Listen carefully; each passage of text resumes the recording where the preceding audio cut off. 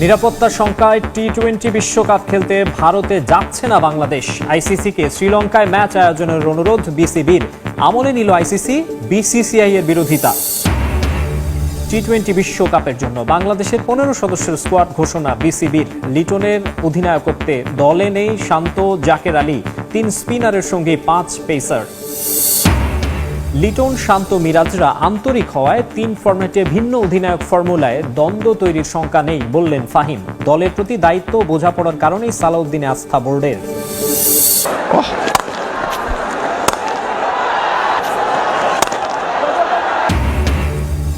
বিপিএলে মোস্তাফিজ নৈপুণ্যে ঢাকার বিপক্ষে শেষ ওভারের রুদ্ধশ্বাস জয় রংপুরের। স্বাগতিক কন্ডিশনের সুবিধা নিতে ব্যর্থ সিলেট। রসিংটন নাইমের ব্যাটে বড় জয় চট্টগ্রামের।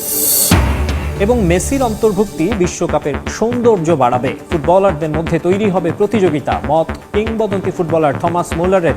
জার্মানির সাফল্য দেখার আশা। আসন্ন টি-20 বিশ্বকাপ খেলতে ভারতে যাবে না বাংলাদেশ। আইসিসিকে চিঠি দিয়ে তা নিশ্চিত করেছে বিসিবি। সার্বিক পরিস্থিতি বিবেচনায় জরুরি বৈঠক শেষে এই সিদ্ধান্ত নেয় ক্রিকেট বোর্ড। শুধু তাই নয়, ভারতের কলকাতা ও মুম্বাইয়ে অনুষ্ঠিত হতে যাওয়া বাংলাদেশের বিশ্বকাপের গ্রুপ পর্বের ম্যাচগুলো অন্য দেশে সরিয়ে নিতে আইসিসিকে অনুরোধ করেছে দেশের ক্রিকেটের নিয়ন্ত্রক সংস্থা। বিসিসিআইয়ের নির্দেশে মোস্তাফিজুর রহমানকে আইপিএল থেকে বাদ দেয় কলকাতা নাইট রাইডার্স, যা মোটেও ভালোভাবে নেয়নি দেশের ক্রিকেট সমর্থকরা। শুধু তাই নয়, বিষয়টি আমলে আনা হয় সরকারের নীতি নির্ধারণী পর্যায় থেকেও। 24 ঘন্টা ব্যবধানে তার সমুচিত জবাব দিল বিসিবি।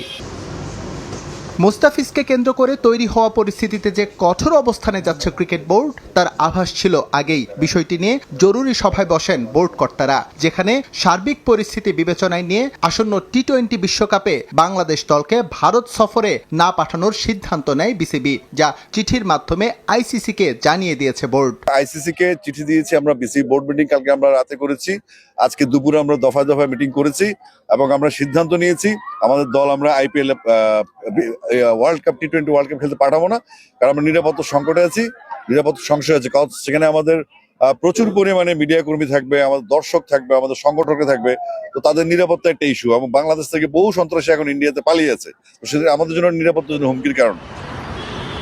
7 ফেব্রুয়ারি থেকে শুরু হতে যাওয়া টি-20 বিশ্বকাপের যৌথ আয়োজক ভারত ও শ্রীলঙ্কা। সূচি অনুযায়ী গ্রুপ পর্বে বাংলাদেশের প্রথম 3 ম্যাচ অনুষ্ঠিত হওয়ার কথা কলকাতা ও শেষ ম্যাচ মুম্বাইয়ে। আপত্তি জানিয়ে বাংলাদেশের ম্যাচগুলো সরিয়ে নিতে আইসিসিকে অনুরোধ জানিয়েছে বিসিবি। আমরা চাচ্ছি ইন্ডিয়া আমরা যাব না, তারপরে ভেন্যু যদি আইসিসি ঠিক করে যে বাংলাদেশে খেলা হবে বা শ্রীলঙ্কায় খেলা হবে, সেটা অন্য ব্যাপার, কিন্তু ভারত না যাওয়ার সিদ্ধান্ত আমরা নিয়েছি, কারণ আমরা নিরাপত্তা বোধ করছি না। বাংলাদেশের ক্রিকেটারদের সুরক্ষা নিরাপত্তা আমাদের প্রথম কাজ, এবং আমাদের ক্রিকেট নিরাপদ রাখার জন্য যা যা প্রয়োজনীয় পদক্ষেপ নেওয়া দরকার আমরা সেটা নিব ইনশাল্লাহ। এদিকে আইপিএল খেলতে বিসিসিআইকে দেয়া মোস্তাফিজের এনওসিও বাতিল করেছে বিসিবি। ভারত ক্রিকেট বোর্ড পরবর্তীতে মোস্তাকে খেলাতে চাইলেও বাংলাদেশ তাকে আর ভারত পাঠাবে না বলে স্পষ্ট জানিয়ে দিয়েছে দেশের ক্রিকেটের নিয়ন্ত্রক সংস্থা।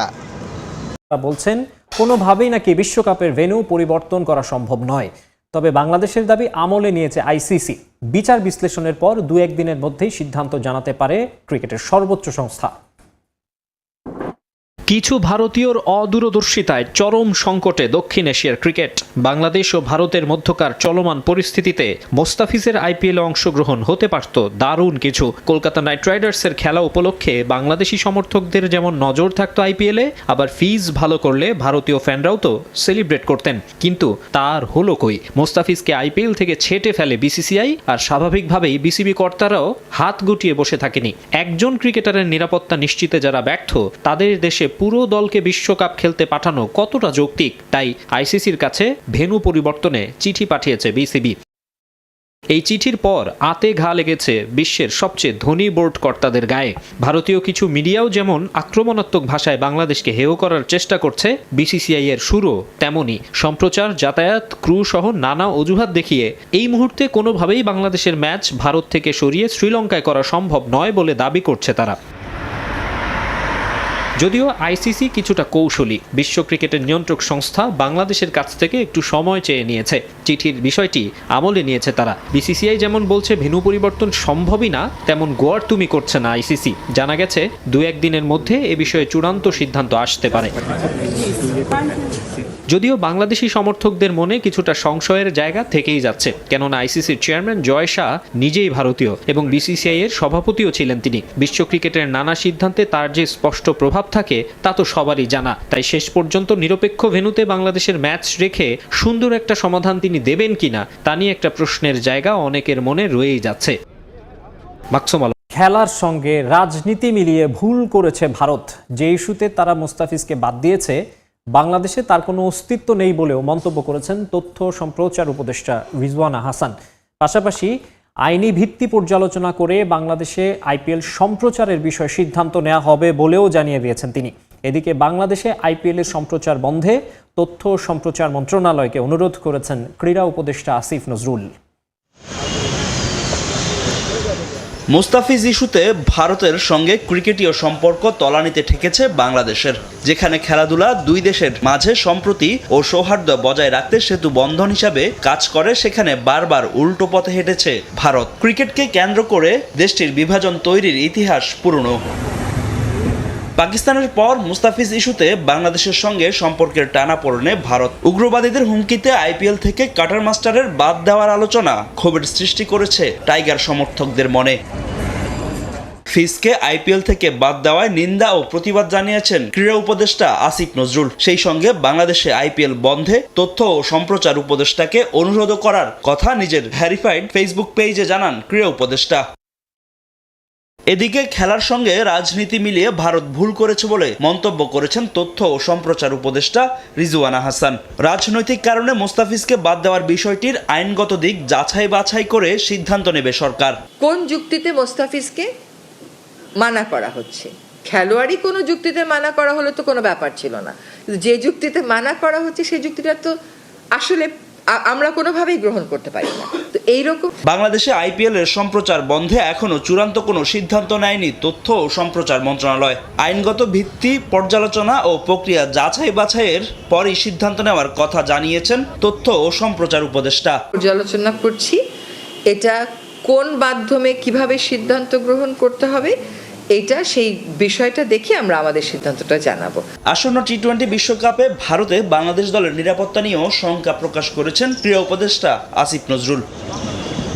ফাহিম ইসলাম, সময় সংবাদ, ঢাকা। এদিকে টি-20 বিশ্বকাপের জন্য বাংলাদেশের 15 সদস্যের স্কোয়াড ঘোষণা করেছে বিসিবি। লিটন দাসকে অধিনায়ক এবং সাইফ হাসানকে সহ অধিনায়ক করে এই স্কোয়াড দিয়েছে বোর্ড। দলে জায়গা হয়নি বিপিএলে দারুণ পারফর্ম করা টেস্ট অধিনায়ক নাজমুল হোসেন শান্তর। একই পরিণতি ভোগ করতে হয়েছে জাকের আলী অনেককেও। 7 ব্যাটার, 3 স্পিনার এবং 5 পেসার নিয়ে স্কোয়াড সাজিয়েছে টাইগার ম্যানেজমেন্ট। আইসিসির বাধ্যবাধকতা মেনে স্কোয়াড তৈরি হয়ে গিয়েছিল আরও আগেই। বিপিএল এর প্রথম পর্বে সিলেটে বসে লিটন দাসের সঙ্গে বৈঠক করে স্কোয়াডটা তৈরি করেছেন গাজী আশরাফ লিপু এবং হাসিবুল হোসেন শান্ত। 31 জানুয়ারি পর্যন্ত স্কোয়াডে পরিবর্তনের সুযোগ থাকায় সেটা প্রকাশ করা হয়নি এ কদিন। কিন্তু অন্যান্য দলগুলো একে একে নিজেদের স্কোয়াড ঘোষণা করায় এবার নিজেদেরও 15 জনের নাম প্রকাশ্যে আনল বিসিবি। অনুমিতভাবেই দলের অধিনায়কের দায়িত্বে থাকছেন লিটন কুমার দাস, তার ডেপুটি সাইফ হাসান। বড় কোনো চমক না থাকলেও বিপিএল এর প্রথম পর্বে দারুণ পারফর্ম করা শান্তকে বাদ দিয়েছে লিপু শান্তর নির্বাচক প্যানেল। যদিও টি-20 দলে শান্ত ব্রাত্য অনেক দিন ধরেই।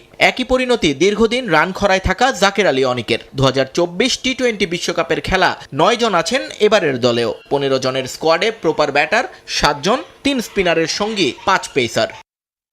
ওপেনিংয়ে সাইফ হাসানের সঙ্গী হবেন তানজিদ হাসান তামিম। ওয়ান ডাউনে অধিনায়ক নিজেই। এর পরের জায়গাটা টিম ম্যানেজমেন্টের পছন্দের পারভেজ ইমন। মূলত মিডল অর্ডারের শক্তি বৃদ্ধি করতেই তাকে নিচে নামানো হচ্ছে ব্যাটিং অর্ডারে। এরপর স্বাভাবিকভাবেই থাকবেন তাওহিদ হৃদয়, শামীম হোসেন পাটোয়ারি এবং নুরুল হাসান সোহান। যদিও 3 জনের একসঙ্গে একাদশের সুযোগ পাওয়া বেশ কষ্টসাধ্য হবে। স্পিন বোলিং ডিপার্টমেন্টের নেতৃত্ব থাকবে রিশাদ হোসেনের হাতে। তার সঙ্গী অফ স্পিনার শেখ মেহেদি এবং বাহাতি অর্থোডক্স নাসুম আহমেদ। আর পেস বোলিং অলরাউন্ডার হিসেবে আছেন সাইফুদ্দিন। এছাড়া দলে আছেন আরও 4 পেসার, মোস্তাফিজ তাসকিনের সঙ্গী তানজিম সাকিব এবং শরীফুল ইসলাম। বিশ্বকাপের উদ্বোধনী দিনে উইন্ডিজের বিপক্ষে প্রথম ম্যাচ খেলবে বাংলাদেশ। গ্রুপ পর্বে বাকি ম্যাচগুলোর প্রতিপক্ষ ইতালি, ইংল্যান্ড এবং নেপাল। প্রথম 3 ম্যাচের ভেন্যু এখন পর্যন্ত কলকাতার ইডেন গার্ডেন্স এবং শেষ ম্যাচ মুম্বাইয়ের ওয়াংখেড়েতে।